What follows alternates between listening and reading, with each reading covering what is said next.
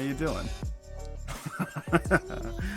Ladies and gentlemen, welcome to the stream. Welcome to the David West stream. This is a stream where I, David West, take you through a journey and document my process on building the game I like to call hashtag Vagabond Game. So every 3 weeks I do a live stream. These days, might be the occasional more coming up. We'll get into that later. But every 3 weeks, I definitely do a live stream update. I'm going to turn the music down just a pinch. I do a live stream update. The idea is to keep myself accountable. We're doing agile practices for game development. If you're not a developer, that's okay. You can follow along. It's totally fine. But the idea here is to make me accountable to you, the viewer. And we're just getting things really started here. This whole backstory about how long I've been doing this and trying to get the stream going. And ultimately, this is what we're doing. So this is the live moment Q&A. We're doing a sprint review, sprint retrospective, and the next sprint planning session all in one go. It's not that long. We're just kind of kicking things off, getting things moving. But there's been a lot of stuff to talk about, and that's what I'm going to do today. So let's get on to this. Yeah. So let's look at our little slide deck here. Okay, so real quick here. Let's go back. So for those of you that are new, welcome to the stream. This is Vagabond Game, right? Hashtag Vagabond Game. We're doing Sprint Zero review and retrospective. Ignore the date. I got the slide deck set up yesterday. It's a whole other part of the story. If you want to ask me why it's yesterday, feel free to ask me later.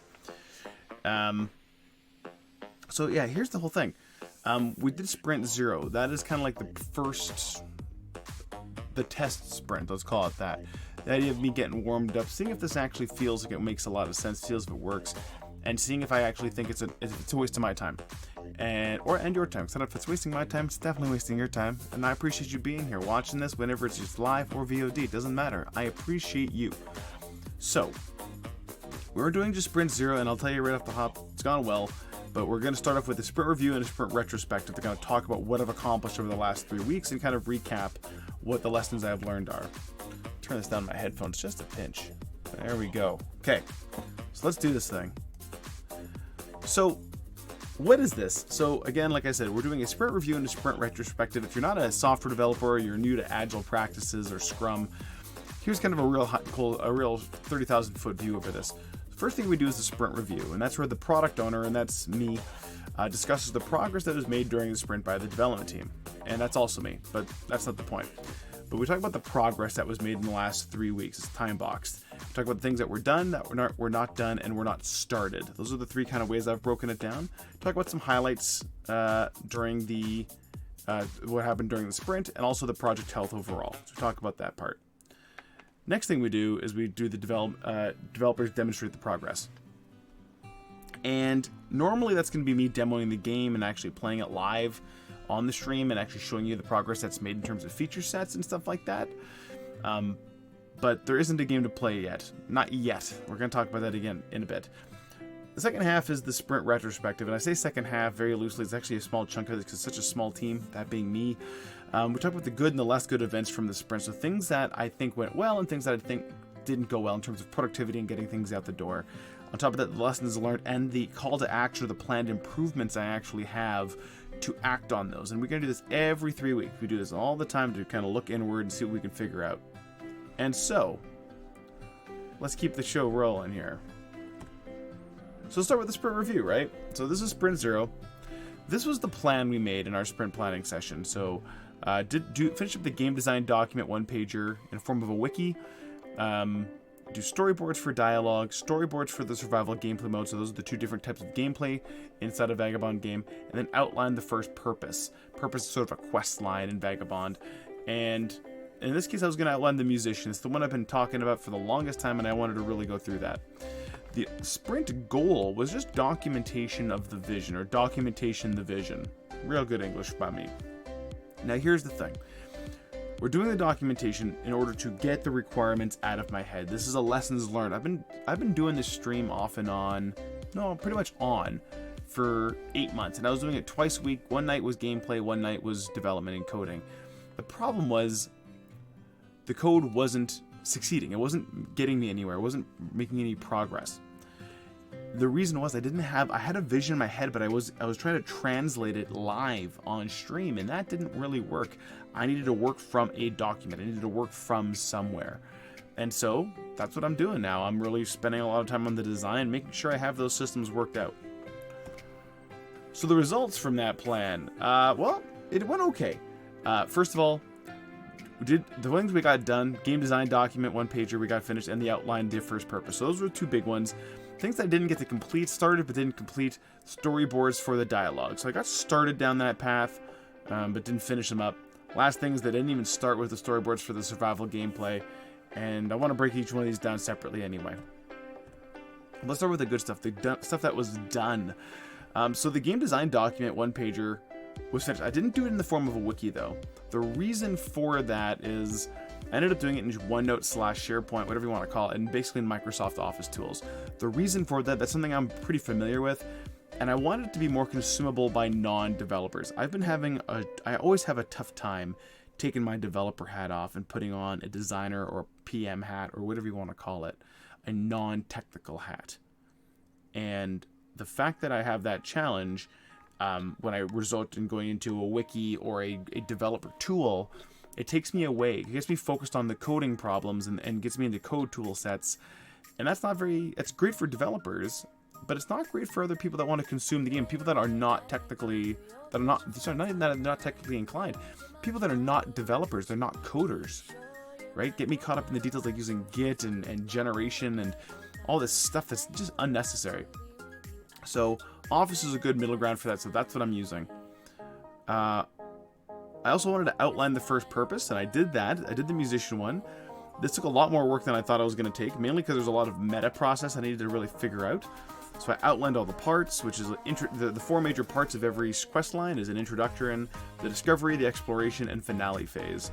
So this was me kind of really designing the game on paper. In terms of systems and processes, and ultimately developing a requirements document for the video game.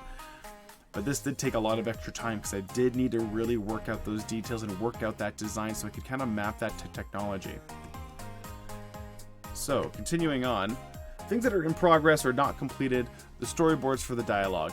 I did a lot of work on this. I spent a good week solid on this, in all my spare time. And I completed a state diagram to better understand the flow and scope of the vision. That's kind of where I got to. And that was actually me trying to iterate on the storyboards, trying to figure out what I even needed to produce as part of the storyboards. And so what I ended up doing was doing this state diagram. We're going to go into that right now. We'll go into it after this slide, sorry.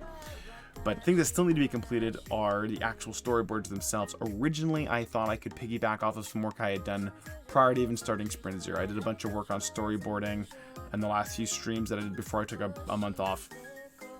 And I still need to complete the actual storyboards in that process.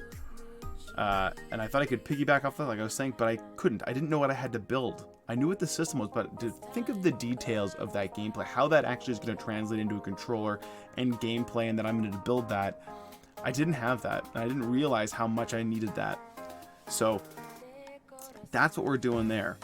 But with the states, the transitions, and the triggers all clearly defined, it can help me ensures that I'm going to have a more complete vision of what I need to build for the storyboards, and also a more complete vision of the design overall for this chunk of the gameplay. So, in context, this is the diagram I gave before about the overall gameplay loop, and this is the only part that I've really been focusing on, is just the conversation. This is the heart of the game. Everything revolves around the conversation, and so that's where the most of this stuff is actually happening. Now, just to show off, this is kind of a sort of a mini demonstration of what I actually got done. This is my overall gameplay flow. This is all the different states. Every rectangle you see there is a state that the player can enter and exit and go through, and there's a transition there, which is all the lines that describe in the bottom left there. These are the ways that you can change the state of the game and how they all flow back and forth and whatnot. Every time you enter a level or a conversation, and every time you exit a level. Figuring this out took a while, but it was absolutely worth it. I really have a clear grasp on what I'm trying to build now. I have a clear vision of what the storyboards are going to... I know what I have to build for the storyboards, and I'm sure there's details I haven't worked out yet. I'm absolutely sure of that. But at least I know how I have to build them. So the next ideas for the next sprint, hopefully I'll have the storyboards completed, and we'll actually see what things look like. So yeah, and this is actually... I did this one wrong. This is actually stuff that's not done. But yeah, sorry, not started. Storyboards for survival. This is the second gameplay mode, sort of the camping mode or the survival mode. I didn't start this, and the reason I didn't start it was the core gameplay isn't done yet. I'm not going to start a second set of storyboards without finishing the first one. It just doesn't make any sense. So those are on the back burner for now. They're in the backlog at the very least, and that's okay. I'm okay with them being in the backlog. They need to be there. We will flesh out that gameplay, but I think the conversation piece and the purpose...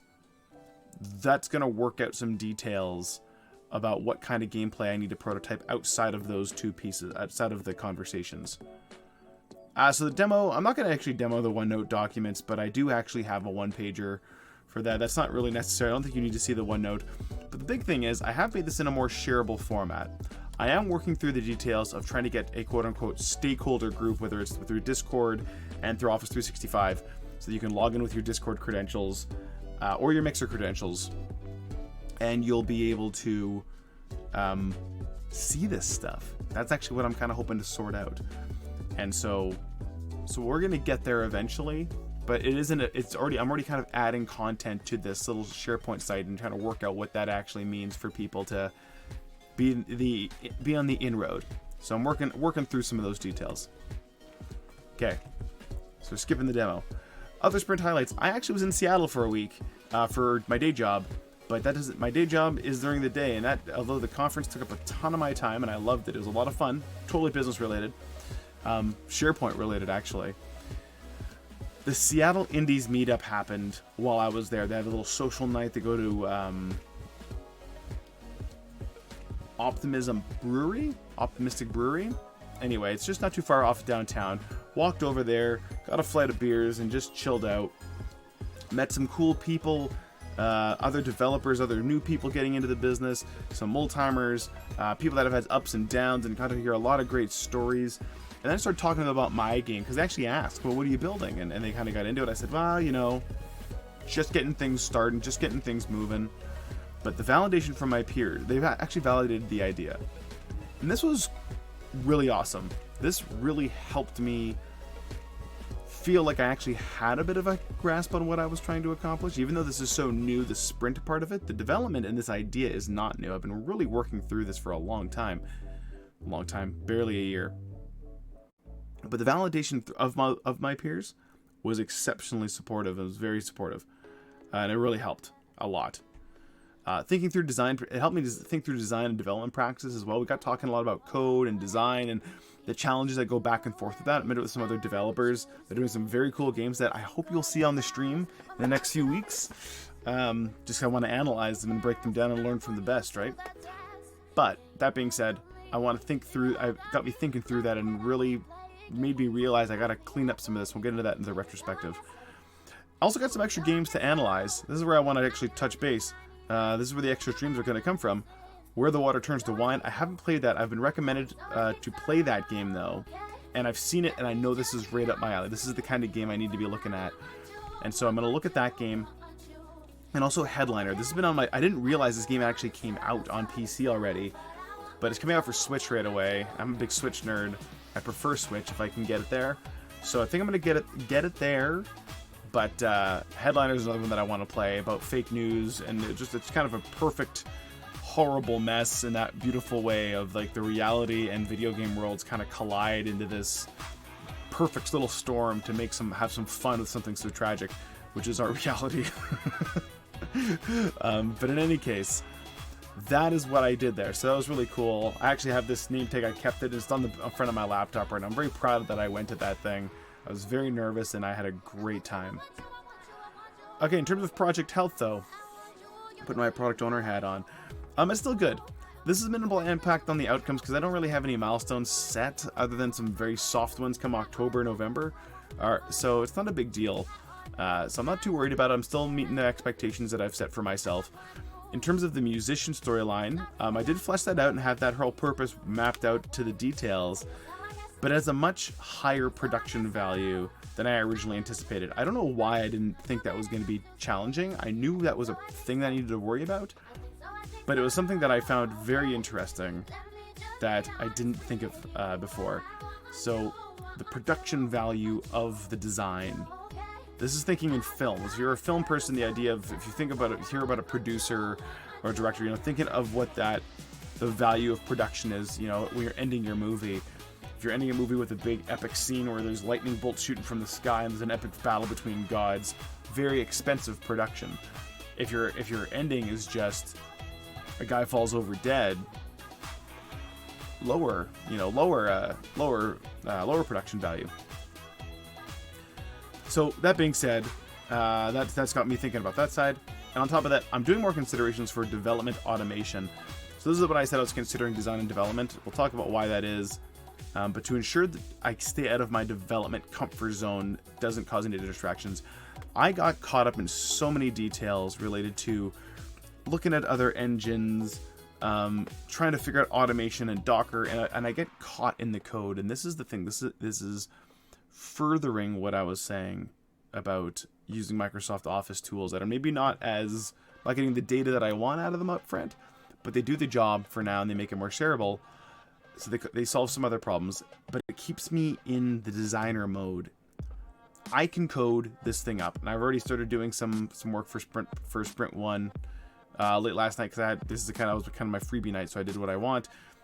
And it's amazing how easy I get into that trope into that distraction of coding.